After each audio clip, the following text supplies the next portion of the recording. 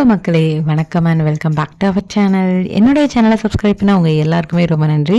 இன்றைக்கி நம்ம பார்க்க போகிறது என்னென்னா, ஒரு டிஃப்ரெண்ட்டான காலிஃப்ளவர் ஃப்ரை தான். இந்த ஐடியாவை கொடுத்தது யாருன்னா என்னுடைய ஹஸ்பண்ட் தான். So the credit goes to my ஹஸ்பண்ட்னே சொல்லிக்கலாம். ஆக்சுவலி வந்துட்டு நம்ம அந்த குக் வித் கோமாளியில் வந்துட்டு விஜய் சேதுபதி சார் வந்து கெஸ்ட்டாக வந்திருக்கும் போது ஒரு ரெசிபி சொல்லியிருப்பாங்க சிக்கன் வச்சு. அதையே நம்ம காலிஃப்ளவரில் செய்யக்கூடாதுங்கிற மாதிரி ஐடியா கொடுத்தாங்க. ஸோ அதை தான் ட்ரை பண்ணிகிட்டு இருக்கேன்.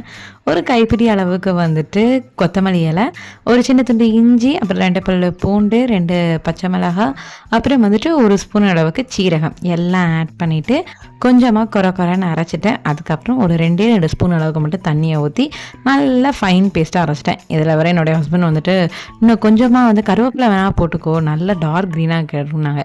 பட் எனக்கு இதுவே நல்லா டார்க்காக கிடைச்சதுனால அது வேண்டாம் அப்படின்ட்டேன்.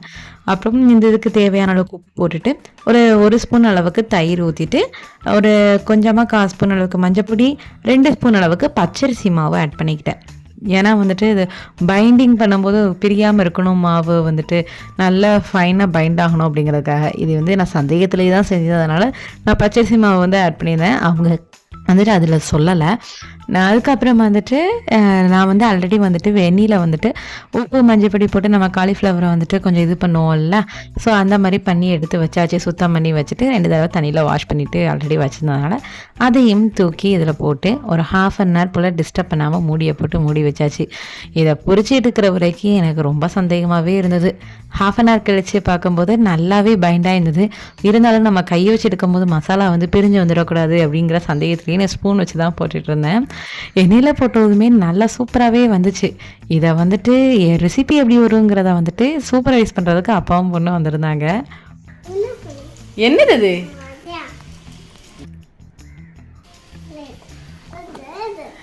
இந்த டிஷ்ஷு எப்படி வருங்கிறத நான் எக்ஸைட்மெண்ட் ஆனது இல்லையோ, எங்கள் பாப்பா ரொம்பவே எக்ஸைட்மெண்ட் ஆகிட்டா. ஃபஸ்ட்டு ரவுண்டு ஒரு 3 இது பொரிச்சிட்டு தோடனே மேடம் வந்துருச்சு. கையில் கொடுத்தோன்னே அம்பிட்டு சந்தோஷம். பிள்ளை போய் உடனே சாப்பிடணும்னு சொல்லிட்டு பார்த்தா நேராக அப்பா அப்படின்னு சொல்லி கூப்பிட்டுட்டு இருந்தா. அவங்க அப்பா தான் ஃபஸ்ட்டு டேஸ்ட் பண்ணணுமா. நான் அதுக்கப்புறம் நான் வேலையாக இருக்கேன், நீ கொஞ்சம் சாப்பிட்டுமான்னு சொன்ன உடனே அந்த அன்றைக்கி மேடம் வந்து உட்காந்து சம்பளம் போட்டு உட்காந்து சாப்பிட உட்காந்துட்டா.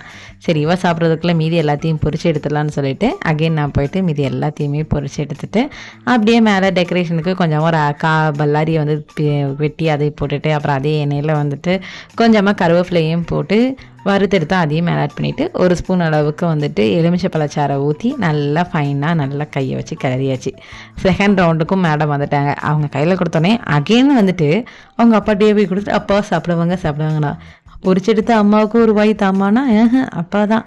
அப்புறம் அப்பா வர வரைக்கும் மேடம் வந்து காத்திருந்து உட்காந்துருந்தாங்க. அப்பா வந்தோடனே அப்பாவும் பொண்ணும் சாப்பிட ஆரம்பிச்சாச்சு. ரெசிபி சொன்ன ஆள்கிட்ட டேஸ்ட் எப்படி இருக்குன்னு கேட்கணும்ல. ரெடி இருக்கே, நல்லா இருக்குது அப்படின்னாங்க. என்னுடைய ஹஸ்பண்ட்லாம் பார்த்தீங்கன்னு வச்சுக்கோங்களேன், நல்லா இல்லைன்னு வச்சுக்கோங்களேன், இன்னும் கொஞ்சம் இம்ப்ரூவ் பண்ணணும் அப்படிங்கிறத டேரெக்டாகவே சொல்லிடுவாங்க. நல்லா இருந்ததுன்னா நல்லா இருந்ததுன்னு சொல்லுவாங்க. நிஜமாகவே டேஸ்ட் வைஸாக சூப்பராகவே இருந்தது.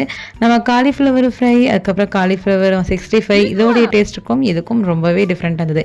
பாப்பாவுமே விரும்பி நல்லா சாப்பிட்டா. அவளுக்கு வந்து எப்படின்னா எல்லாமே கொஞ்சம் டிஃப்ரெண்ட்டாக செஞ்சு கொடுத்தானா நல்லா விரும்பி சாப்பிடுவா. பார்க்க தான் ஒரு தட்டு இருந்தது, ஆளுக்கு கொஞ்சம் எடுக்க கடகடன் காலியாக போயிடுச்சு. 5 நிமிஷம் கூட ஆகலை.